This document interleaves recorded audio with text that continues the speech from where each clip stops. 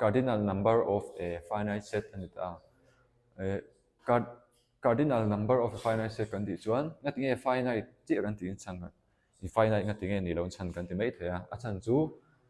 cardinal number kan ti hian set chunga element omzat kan soina kha ni ta ni infinite set a chuan set chunga element omzat kha kan hre thei lo ni tro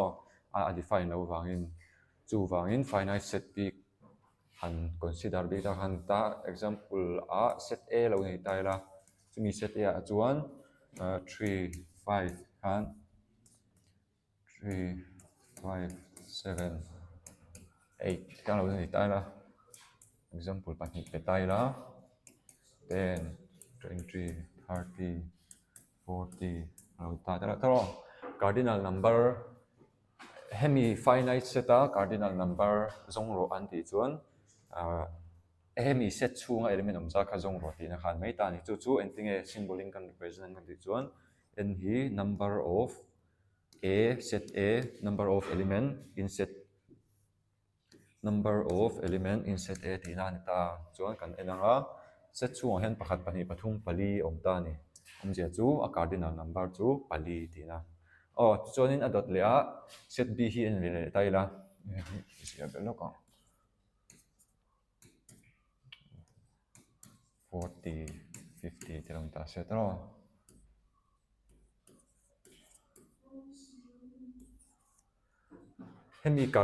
hemi finite set hi a cardinal number zat zong ro ti chuan number of element in set b is equal to consider pakhat ani pathum pali panga om tero chumang chuan a cardinal number chu 5 tina ni mai ta ni kha cardinal number of a finite set kan ti chu ni ta ni tuna chuan equal set kan enanga equal kan ti kha chuan integral set pahnih te lo nei tai la khang how set pahnih kha a chunga content oma kha anin zat anin an kha chuan equal set kha mai ta ni integral example a hian 1 2 3 te lo nei ta la tro chuan b a 3 2 1 te lo nei ta la heng ho pahnih set a le b hi equal set an ni em ti kha han kan en don ta ni ama saberin a chunga set a chunga element ho kan enanga element ma sabera 1 kan nei tro 2 kan nei a 3 kan nei ni 1 2 3 kan nei chuan b hin en vele tai la b a hian element ma sabera 3 aron pe ta 2 ron pe 1 aron nei ta ni kan han en chian chuan a 1 oma b 1 po om pe be boka a 2 oma b po 2 oma a 3 oma b po 3 om je chu hemi set chunga a element ho jong kha set b ne hen an ain ang ta vek tinan chu khatiang hawang kha equal set kan ti chu mai ta anting e chu kan siang kan ti chuan set a is equal to set b thiang kan siang mai ta ni chuan example dang pakhat le han pele tai la a is equal to 1 2 3 chuan b is equal to 1 2 3 4 5 tai la tro han en tai la a hian 1 2 3 kan nei a b po 1 2 3 thau kan nei ni amai ro chu 4 le 5 hi aron om ta ni chu a in nei ve lo ta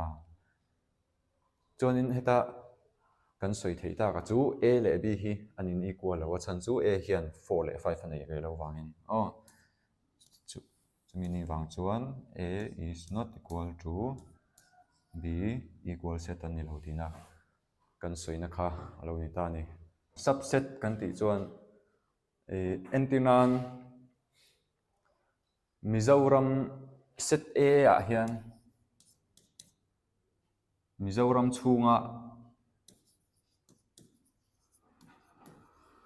chunga student ho zong kha lo keng bik ta se set a hian tro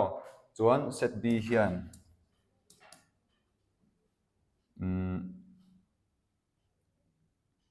tu eng school ni kan teng Mount Carmel School a student ho zong kha lo represent bik tata se chuanin heta tanga kan hmu chu set B hi set B is a subset of A kan ti ta ni a chan chunga te kan ti chuan A ah hian Mizoram chunga student ho zong zong aron ti ta chuanin chung ho student zong zong a chuan Mount Carmel School la student ho pakhan tel ve vek ti na ni chu khatiang khan set B a Mount Carmel student ho zong zong hi Mizoram chunga student ho zong zong chunga an vek ti na chu khatiang ho angkha subset kan ti chu ni ta ni chuanin a symbol hei hi kan hmang thin ni chu chuanin subset hian subset atang hian hriat tur poimo deuh pakhat kan ei chu chu every empty set is a subset of every set ti kha ni ta chu enge omzi kan ti chuan set A kan nei ta A ah hian element 1 2 le 3 te la ta se entinan chuan B hi empty set lo ta se tro hian chin chin a khani ta omzia chu hemi B empty set hi is a subset of A kan ti ta he B chunga hian eng element ma lo ma se hemi set A chunga hian kan va hung tel ve vek thei tho ti na ni chu chuanin set A ti te hemi element lo thil dang eng po lo ta se a subset ani ve tho ti na ni chu chuanin hemi hian property dang le nei ta chu every set is a subset of itself khan ta chumi chuin ti kan je hemi set A b hian entaila A is a subset of itself tro omje chu A subset ho zong zong hi subset of A ni ve vek tina ni chu chiang sa tro A equal to entinan thian lo entai la 1 2 3 chuan A tho 1 2 3 kan nei le ta chuan hei heta A chunga ho hi heta A hian om ve vek ain ana wangin chuan chuta chuan every set A is a subset of set A chu ama pangai tho itself khan mai ta tro khami kha china kan soi tum chu ni ta ni ale tu na chuan topic dang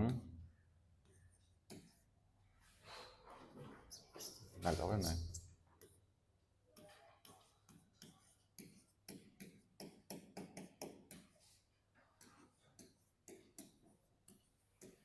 proper subset and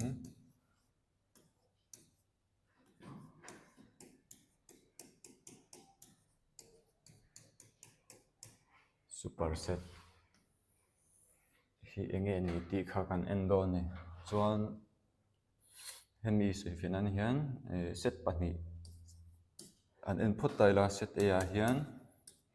element 10 20 le 30 lo nei taila chuan B 10 20 30 40 le 50 lo nei taila tro chuanin A is a proper subset of B kan ti theinan kha chuan set A hian set B hi atluk tu ni lawa not equal set kha malama khan soi to kha chuan A is a subset of B kha an ni ngai bok ta ni set A hi set B a proper subset ani ti kan soi nang khan chuanin example a hian entaira A is not equal to B kha angai ta tro hi hemi condition hi hemi example hian ron hold them ti kha kan end on ta A a hian element 10 20 le 30 kan nei tro chuan B a ve thung chuan 10 20 30 chu kan nei tho amaro chu 40 le 50 kha an ron om bel ta ni heta che hian kan hmu thei tak chu set A hian set B kha atuk lo ta ni a chan chu B a 40 le 50 kan nei tel atro chuanin condition pakhat kha chu ron hold ta ni ta hian chuanin A is a subset of B kha ron ti ta A a 10 20 30 kan nei a B a 10 20 30 po kan nei tho kan nei ve ta hei hi subset ania achan chu A hi B a subset ania achan chu hian diagram hian entire la A ni ta se tro A chunga khan 10 te 20 te 30 te kan lo ni ta chuan hemi B po khan 10 20 le 30 kha anei ko ve tho wangin B chunga A set A kha tinan chu set B chunga set A chuan kan soi thei chu A is a subset of B ti chuanin condition pahnih zong zong kha pahnih ve ve hi hol ta ti chuanin engting kan soi thei ka ti chuan set A is a proper subset of B kan ti ta a ti chuanin N B is a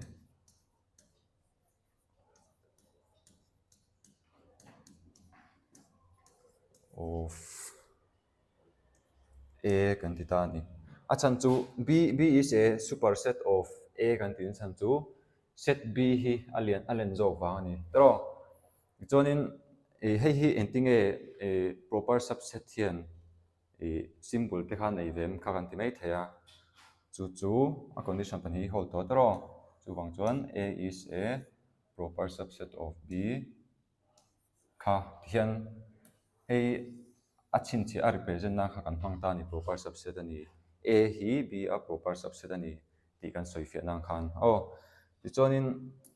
hemi reverse che hian en le taira B hi A a proper subset ani em ti kha kan en don ta chuan ta chiang de kan hmu thei chu B a 10 20 30 le 40 le 50 omatro chuan A a hian 10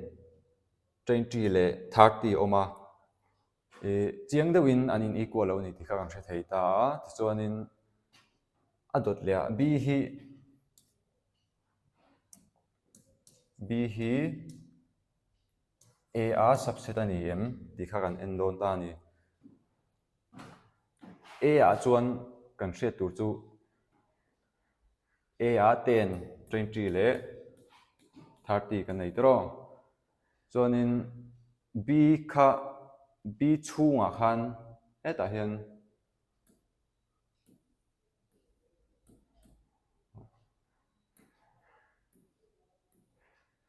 hemi condition a hol nang kha chuan A chunga hian B kha om ngai ve le ta ni hei hi kan hmunga B A chunga hian 40 le 50 hi om box si lo tro chu wang chuan B is not a subset of A khan ti thei ta A a chuan 10 20 le 30 chi oma B a ve thung ero chuan 40 le 50 kha om tel wangin B kha A chunga khan om thei lo hrim ta ni chu wang chuan is the set A hi B a proper subset ni ma se set B a reverse che set B kha proper subset of A kha ani ve thei lo ta thung tin ani chuan chu ta chuan in tin kan ziang a ti chuan B is not a proper subset of A hian kan soi fiat thei ta ni